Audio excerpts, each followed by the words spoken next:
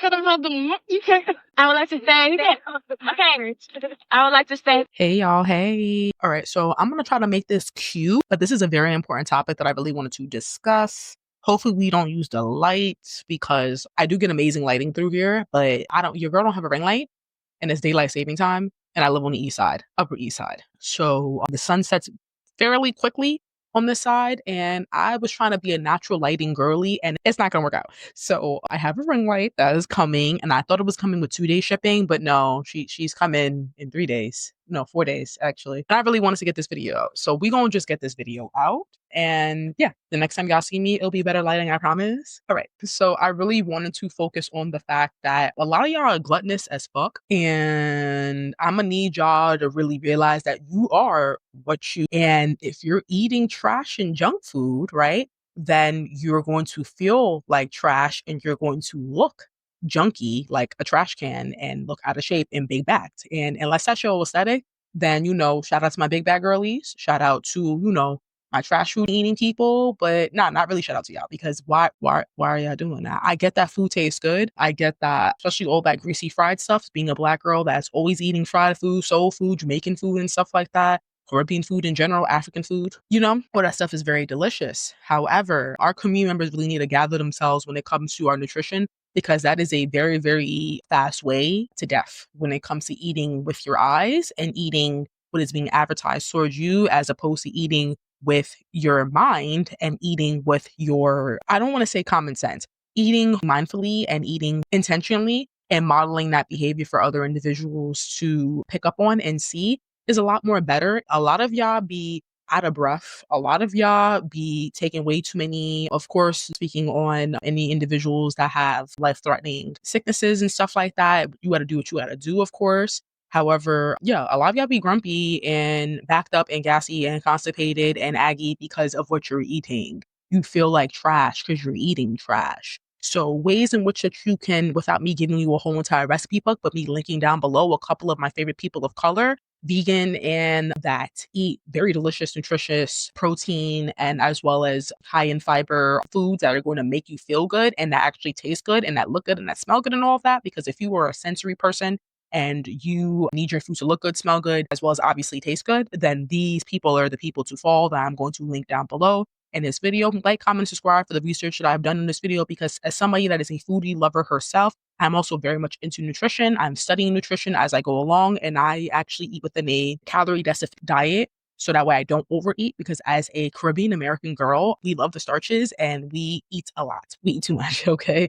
So because I could throw it down, I try to make sure that I have my little food scale and I try to also make sure that I eat foods that are high in nutrition and high in protein and high in fiber and decent when it comes to carbs. So that way I do not overeat. These are a couple of tips, tricks, strategies, if you will, that I would like to share with the people so that way they can avoid falling into the gluttony trap of eating junk food. So step number 1 is very much modeling the behavior and encouraging the people around you, especially if you're a parent or you're a caregiver, to really just model eating healthy habits and stuff like that. When you're eating clean, that other people around you are going to naturally be, curious on what you're eating because it may be different from the McDonald's, the Burger King, or the Golden Crust food that they are normally used to stuffing their faces with. And yours looks a lot more better. And it looks like you probably made it at home. Oh, wow. What are you eating? That is piquing someone else's curiosity and honestly opening them up to stepping out their comfort zone and eating something healthy and good for them, right? Good for their tummies, right? Good for their guts. So modeling the behavior that you would like to see first and foremost, so that way you can not only impact the way you eat, but the way people around you eat as well.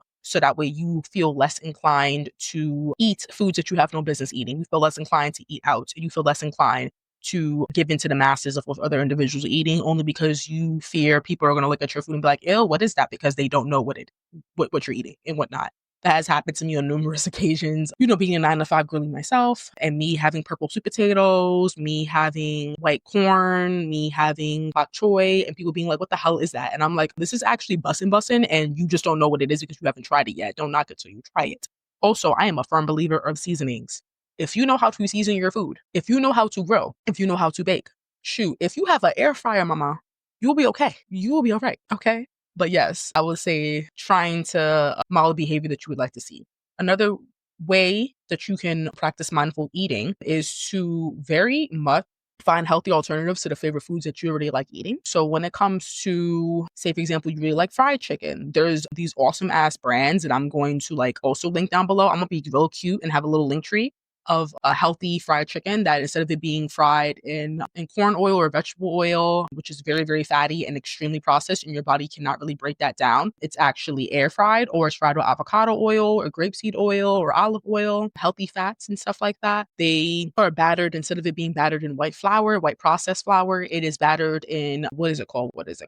It is battered in cauliflower, right? Or it's battered in, which I like when it's battered in this. What is that called? Corn? No, it is battered in chickpea flour. Oh my God.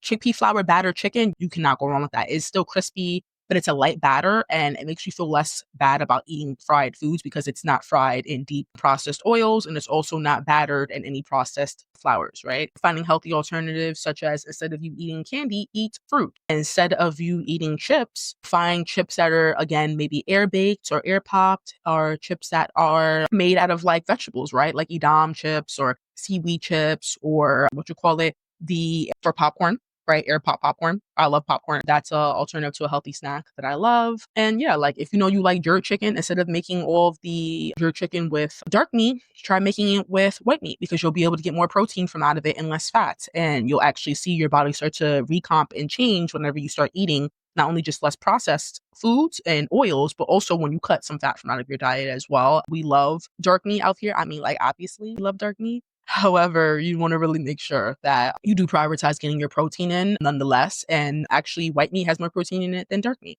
Fun fact. So yeah, finding healthier alternatives, surrounding yourself or modeling the behaviors in which you would like to see in other people, going to community-based programs, or whether it's online or it's in person, which would be another strategy I would offer. Going to some of your new influencers that I'm going to link down below and following their recipe programs or trying to download their recipes or access them on Pinterest. Pinterest is an amazing place in order to find healthy alternatives to your recipes, to foods that you really, really do like, or even when it comes to building out your grocery list as well. So that way you don't feel inclined to make healthier recipes with old ingredients that you know are not the best for you, not made with the best qualities. Definitely go on Pinterest. Definitely find these people down below that I have linked, these cooks, these chefs, these awesome recipe programs, or going to take a cooking class. Like that is so fun, taking the cooking class with a friend, a loved one, family member, and just learning new tips and tricks as well as enjoying an activity outside of the house or outside of your kitchen, or maybe turning your kitchen into a cooking class, right? Which is cute within itself. I mean, I feel like that's a vibe. Whenever you make food at home, you're able to actually control what's in it versus what you don't want in it. I would also say incorporate technology, use apps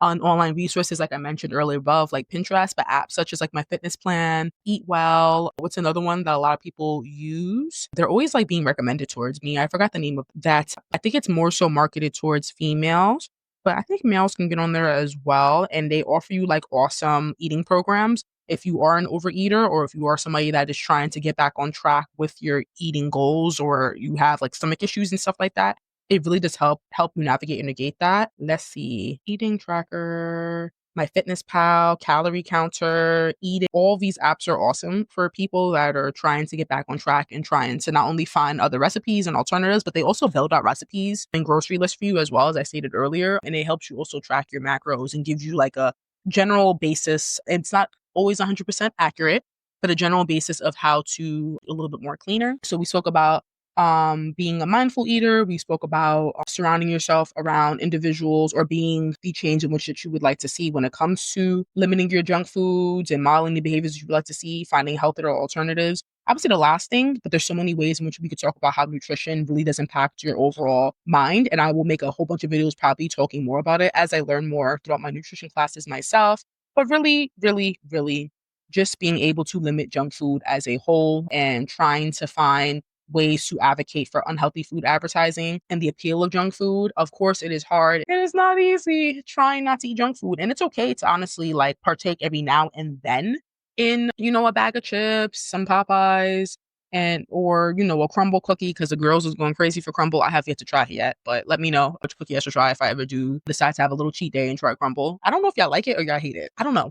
But yeah, I would say if you put in these 5 factors or these 5 strategies, of eating healthier, you will definitely see a change not only in your physical appearance, but more so your mental and as well as how your gut responds to you eating now all of these awesome high protein, high fiber, and nutritious foods and whole foods. Here is a little image right here of example of whole foods versus processed foods, just in case you want to get started on your adventure when it comes to limiting your intake of nonsensical foods, foods that have no nutritional value. But yeah, that's just my little 2 cents and stuff like that. The what you put in your mouth actually impacts you more than what is surrounded around you and whatnot, because that is the first your body's digestive system is so sensitive, and you putting in junk into your already wonderful, God created and minded body, and not actually paying attention to what are in these foods. I would highly recommend reading nutrition labels.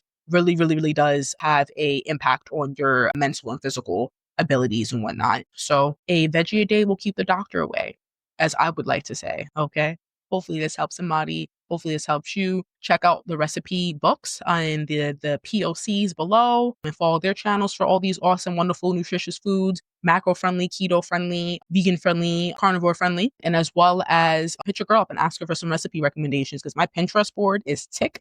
Actually, I think I'm going to link my Pinterest down below because I have some really good recipes that I like and alternatives to foods that I would enjoy on a regular day basis and whatnot. Now, this is not saying to not indulge every now and then. This is say everything is in moderation, of course, right? The more you know, the more you grow. All right. Yeah, have a beautiful, blessed, and abundant day. And I will see you with my ring light and better lighting in another one. Okay.